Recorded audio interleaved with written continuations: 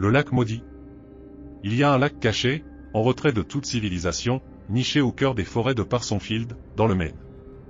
C'est un endroit que je fréquente depuis des années, un havre de paix où la tranquillité règne. Le lac est suffisamment éloigné des routes et des habitations pour offrir une intimité parfaite. Je suis souvent le seul pêcheur à y traîner ma ligne. Mon kayak est toujours laissé contre un grand chêne, un poids lourd qui ne se renverse pas au moindre souffle de vent. La couverture du kayak éloigne les créatures indésirables. Un soir d'été, alors que le crépuscule s'installait et que les derniers rayons du soleil disparaissaient derrière les arbres, j'étais encore sur l'eau, profitant des dernières heures de pêche. J'avais déjà pris quelques truites, que j'avais placées dans ma glacière. Le calme de la soirée était perturbé par des bruits venant du bord du lac.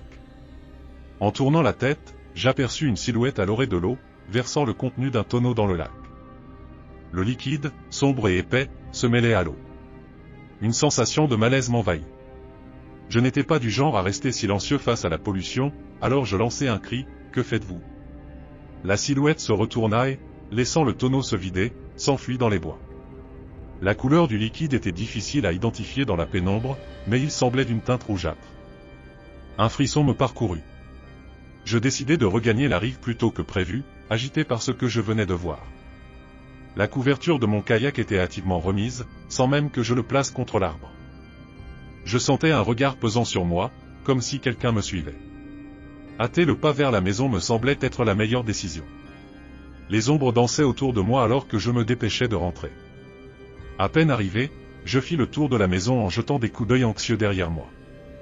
En rentrant, un coup frappé à la porte me fit sursauter. Mon cœur s'emballa, et mes craintes de suivre étaient confirmées. La voix, à travers la fenêtre, était celle de l'homme du lac. « Excusez-moi, je crois que vous m'avez vu au lac plus tôt, j'aimerais vous expliquer. » Son ton était calme, presque trop calme, et ma peur grandit. Je lui répondis de manière brusque que j'allais appeler la police si ce comportement ne cessait pas. Le silence qui suivit était lourd, mais je restais vigilant. J'appelai la police pour signaler l'incident et également le comportement étrange de l'individu. Chaque bruit, chaque craquement dans la maison me faisait sursauter. La nuit fut agitée. Vers 2 heures du matin, un bruit sourd résonna en bas. Armé de mon Glock, je me cachai derrière un meuble, écoutant les pas furtifs monter les escaliers. Mon cœur battait la chamade alors que la poignée de la porte de ma chambre se baissait lentement. La silhouette de l'intrus apparut dans l'ouverture de la porte. Avec la lampe allumée, je brandis mon arme, ordonnant à l'intrus de se coucher au sol. Il leva les mains, un petit couteau en main, et il murmura calmement qu'il s'en allait avant de disparaître en bas. Je descendis en hâte pour verrouiller la porte d'entrée et appeler d'urgence la police.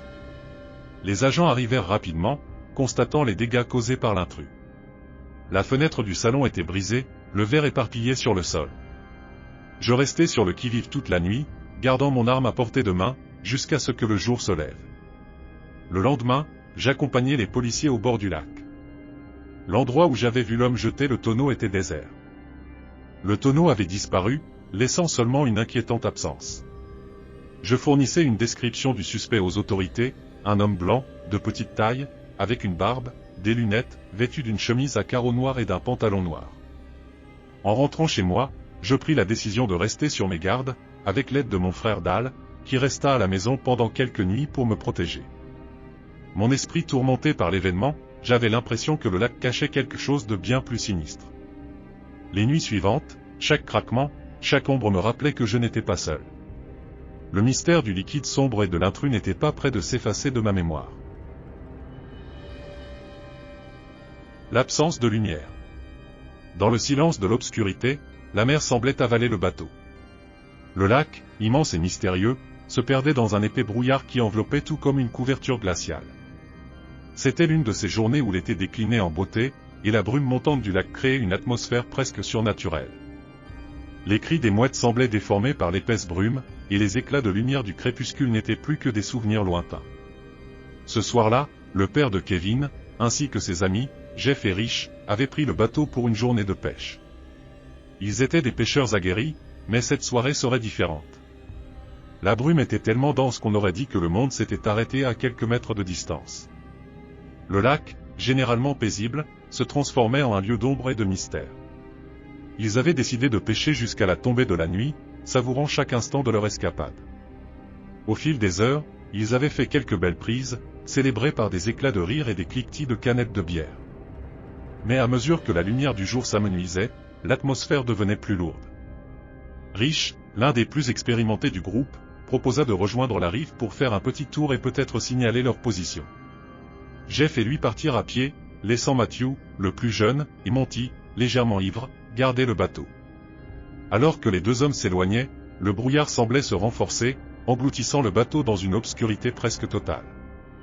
Le silence était oppressant, et les éclats de rire de la journée semblaient appartenir à un autre monde. Le père de Kevin se sentait mal à l'aise, une sensation qu'il n'avait jamais ressentie auparavant. Les sons étaient étouffés, et chaque craquement de branche semblait résonner comme une menace. Rich et Jeff, avec les flards d'urgence en main, se frayaient un chemin à travers les bois épais, la lumière de leur torchette coupée pour ne pas attirer l'attention.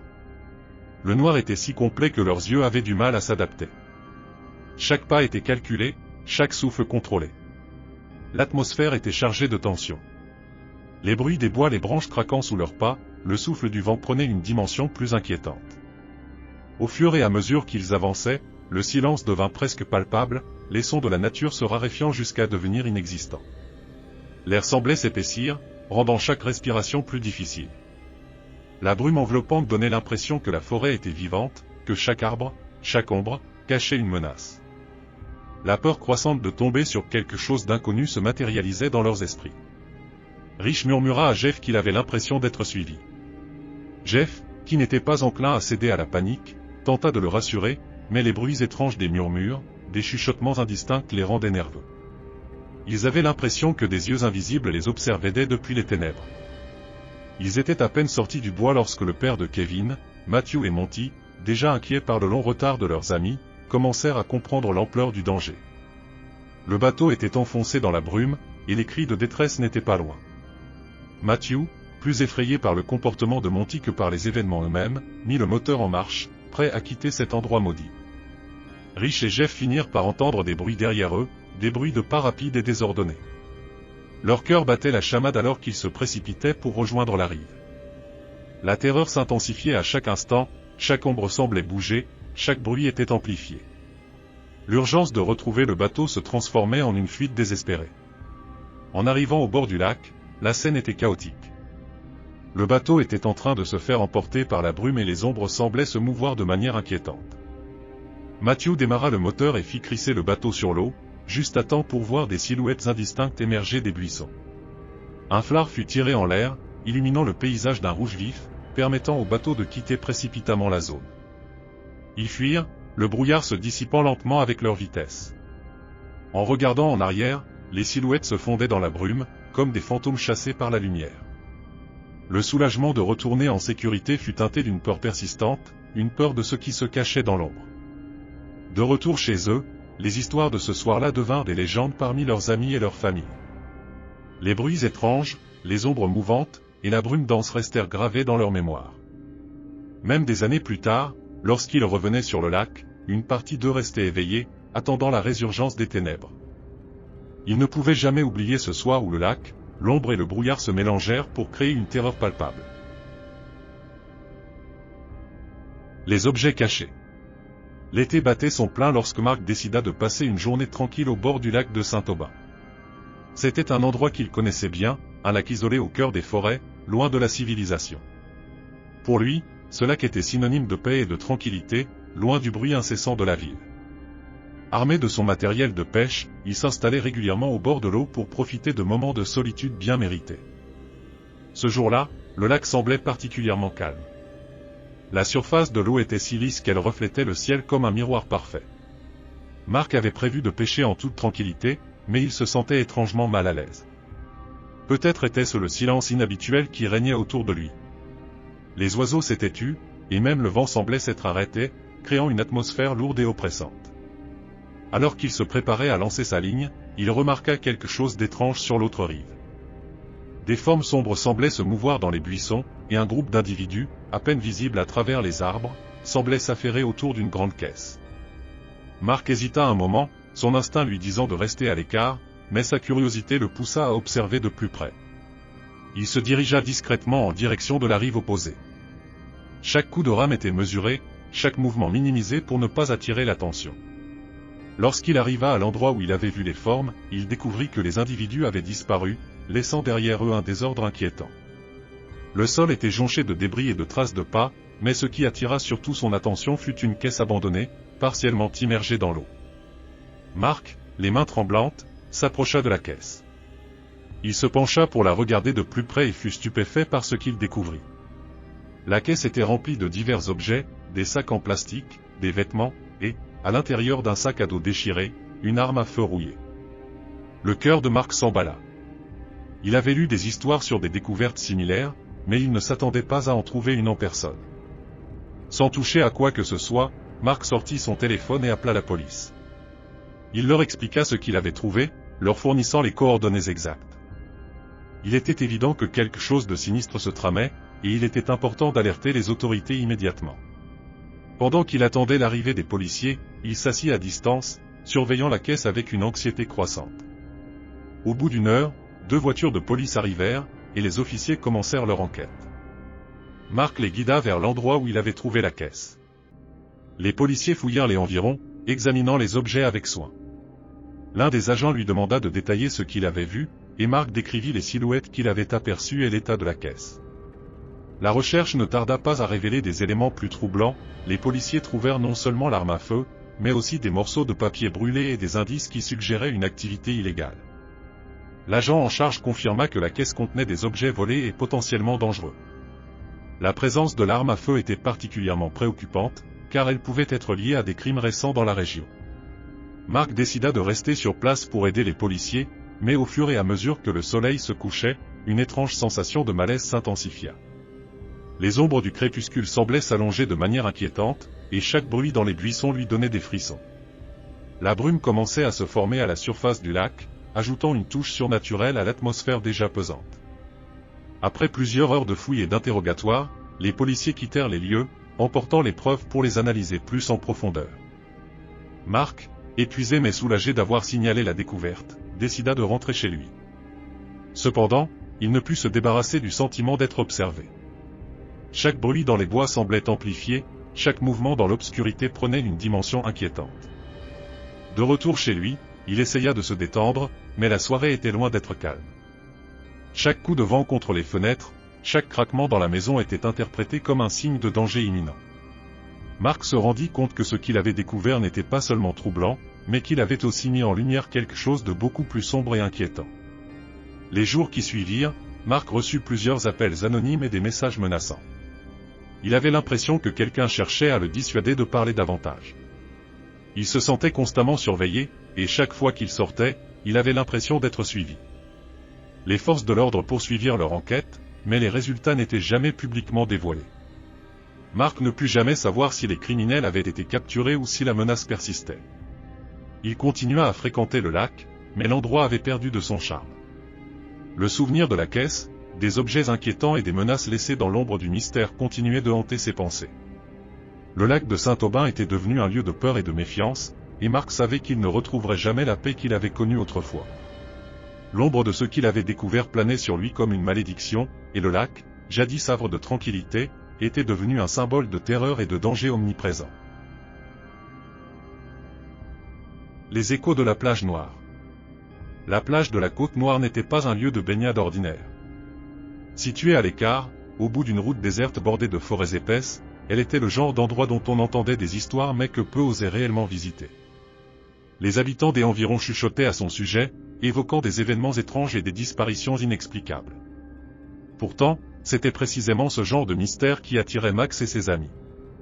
Ce soir-là, Max avait décidé de tester ses compétences de pêcheur dans un lieu hors des sentiers battus. Accompagnés de ses amis, Kevin et Lucas, ils avaient pris le chemin vers la plage dans l'espoir de capturer quelques poissons nocturnes. Leur enthousiasme était palpable, malgré les rumeurs inquiétantes qui circulaient à propos de ce lieu. Ils avaient prévu de rester tard, profitant des heures silencieuses de la nuit pour pêcher en toute tranquillité. À leur arrivée, la plage semblait aussi tranquille qu'ils l'avaient espéré.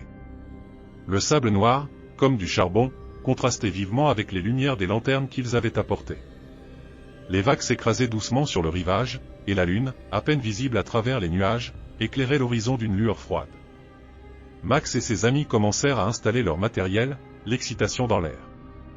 Après avoir mis leur ligne à l'eau, ils s'assirent autour d'un feu de camp pour attendre que les poissons mordent.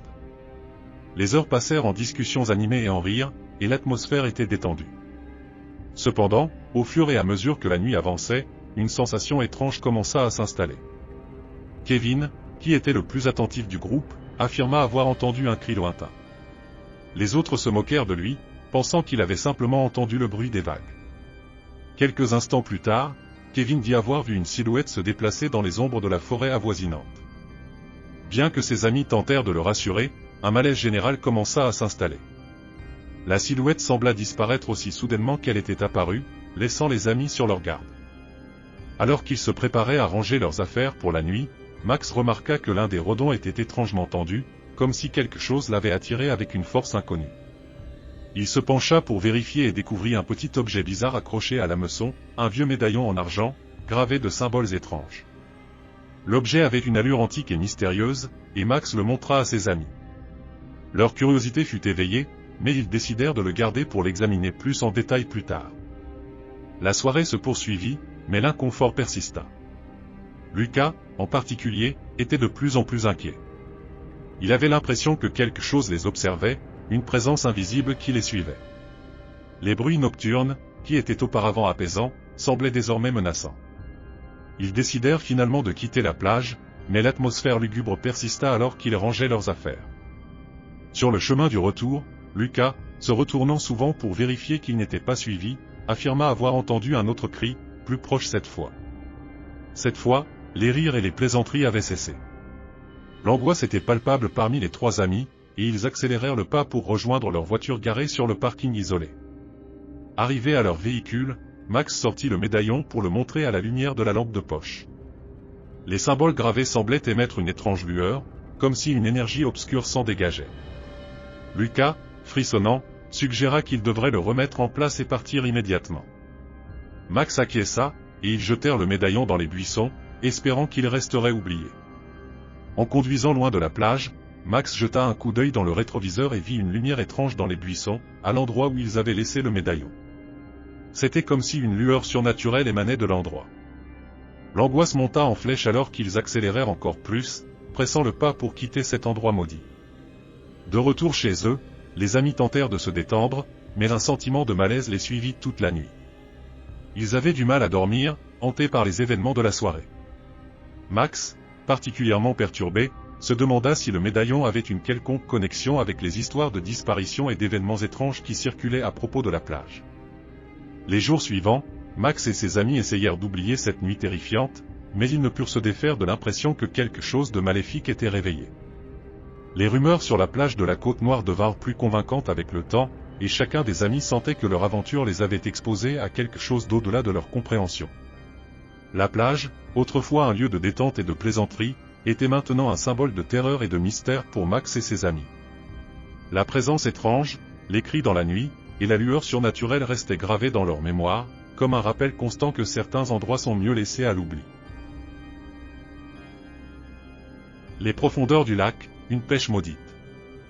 Il y a des années, un petit village isolé au bord du lac d'Arras, en Bretagne, était réputé pour ses poissons d'une taille et d'une saveur inégalées.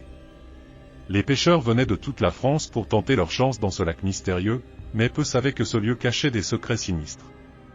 L'histoire que je vais vous raconter se passe en pleine nuit, lorsque l'obscurité enveloppe le lac et que les ombres semblent prendre vie. C'était une nuit d'été, chaude et étouffante, lorsque Mathieu, un pêcheur aguerri, décida de tenter sa chance au lac d'Arras. Il avait entendu des rumeurs inquiétantes sur le lac, mais il les avait ignorées, pensant que ce n'étaient que des histoires pour effrayer les amateurs de pêche. Mathieu s'installait sur la rive du lac, armé de sa canne à pêche et de ses appâts préférés, prêt pour une nuit calme sous les étoiles. Alors qu'il jetait sa ligne dans l'eau sombre et tranquille, il sentit une légère brise caresser son visage. Les arbres alentours semblaient murmurer des secrets oubliés, et le lac, d'habitude paisible, était étonnamment silencieux. Le crépuscule s'effaçait lentement, et une brume légère commençait à se former à la surface du lac, transformant le paysage en un tableau de brume inquiétante. À mesure que la nuit avançait, la brume se densifiait, et Mathieu remarqua des mouvements étranges sous l'eau, comme si quelque chose se déplaçait dans les profondeurs obscures. Il attribua cela à son imagination, mais une sensation de malaise grandissait en lui. La brume se resserrait autour de lui, rendant les contours du lac presque invisibles. Mathieu se concentra sur sa pêche, essayant de chasser cette étrange sensation. Soudain, il entendit un bruit sourd, comme un gros objet heurtant l'eau. Mathieu se retourna et aperçut une silhouette sombre se mouvant lentement à la surface du lac. La silhouette semblait se rapprocher, bien que le lac fût vide de toute autre embarcation ou activité. Mathieu tenta de rationaliser la situation, mais la silhouette semblait avoir une forme humaine, presque fantomatique. Le cœur battant, il décida de rentrer, mais alors qu'il se retournait pour ramasser ses affaires, il aperçut quelque chose d'encore plus terrifiant. À quelques mètres de lui, la brume se souleva pour révéler un corps, à moitié immergé dans l'eau. Le corps semblait figé dans une expression de terreur, les yeux grands ouverts comme s'il avait vu quelque chose de terrifiant avant de mourir. Mathieu fit un pas en arrière, sa canne à pêche tombant au sol, et il réalisa que la silhouette qu'il observait était maintenant juste derrière lui. Avec une peur indescriptible, il fit demi-tour et courut vers sa voiture. La silhouette mystérieuse le suivait à distance, mais chaque fois qu'il se retournait, elle disparaissait dans la brume. Le silence était oppressant, interrompu seulement par le bruit de ses propres pas effrayés. Il atteignit finalement sa voiture, tremblant de tout son être, et démarra en trombe, laissant derrière lui le lac maudit. En rentrant chez lui, Mathieu était hanté par l'image du corps dans le lac et la silhouette mystérieuse. Il n'a jamais révélé à quiconque ce qu'il avait vu cette nuit-là, préférant garder le secret de la terreur qu'il avait vécue. Des mois plus tard, des plongeurs qui exploraient le lac trouvèrent le corps sans vie d'un pêcheur, bien que les circonstances de sa mort demeurèrent inexpliquées. Le lac d'Arras est depuis lors considéré comme maudit, et les pêcheurs qui osent s'y aventurer parlent de visions terrifiantes et d'une présence malveillante qui hante les profondeurs. Le mystère du lac d'Arras reste irrésolu, mais une chose est certaine, ceux qui y pêchent la nuit ne sont jamais tout à fait seuls. La brume cache des secrets, et les profondeurs du lac semblent être un portail vers des horreurs inimaginables.